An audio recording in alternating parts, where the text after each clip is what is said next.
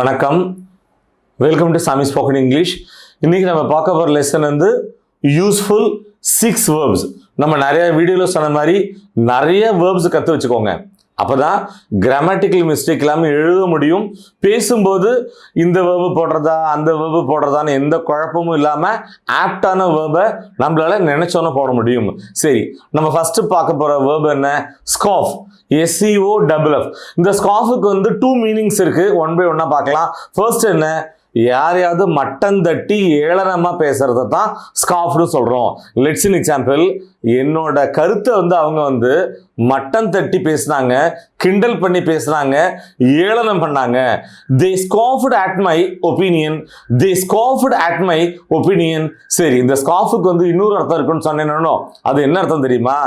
நிறைய உணவை சாப்பாட்டை வேகமா பேராசப்பட்டு சாப்பிடுறது. லெட்ஸ் இன் எக்ஸாம்பிள், அவன் வந்து எல்லா ஸ்வீட்டையும் ஒரே அடியே சாப்பிட்டு முடிச்சுட்டான். He scoffed down all the sweets. He scoffed down all the sweets. Next verb பார்க்க போறோம். என்னது? Number 2, thread. என்ன அர்த்தம்?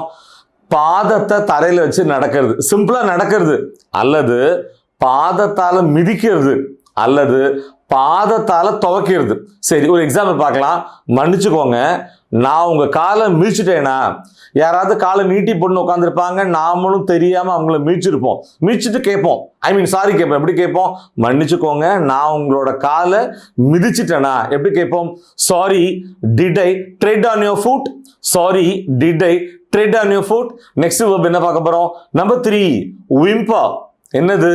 விம்மி விம்மி, தேம்பி தேம்பி, சினிங்கி அழுவுறது. இப்போ அழுவுறதுன்னா கிரையிங், வீப்பிங், வெயிலிங், நிறைய வேர்ட் நம்ம தெரிஞ்சு வச்சிருக்கோம்.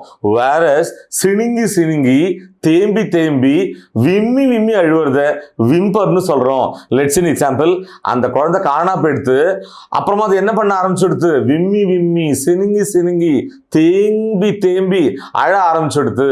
The child was lost and began to whimper. The child was lost and began to whimper. Next verb பார்க்க போறோம். என்னது அது? Number 4, conceit. கன்சீட்னா என்ன? விட்டு கொடுக்கிறது.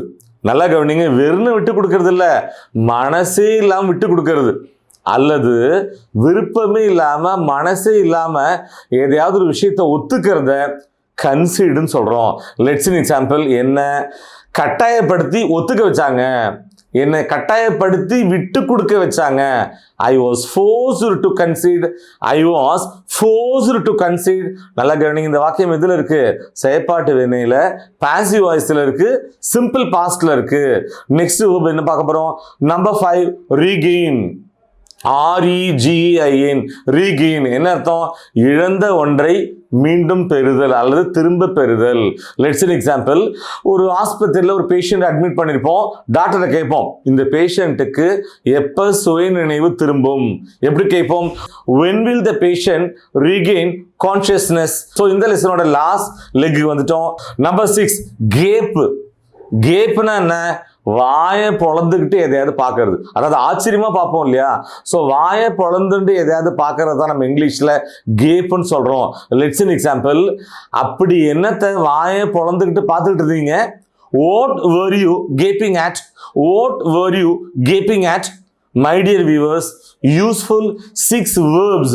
இந்த வீடியோ உங்களுக்கு ரொம்பவே ஹெல்ப்ஃபுல்லா இருந்திருக்கும்னு நாங்க நம்புறோம். மீண்டும் அடுத்த பாடத்தில் சந்திப்போம். Thank you.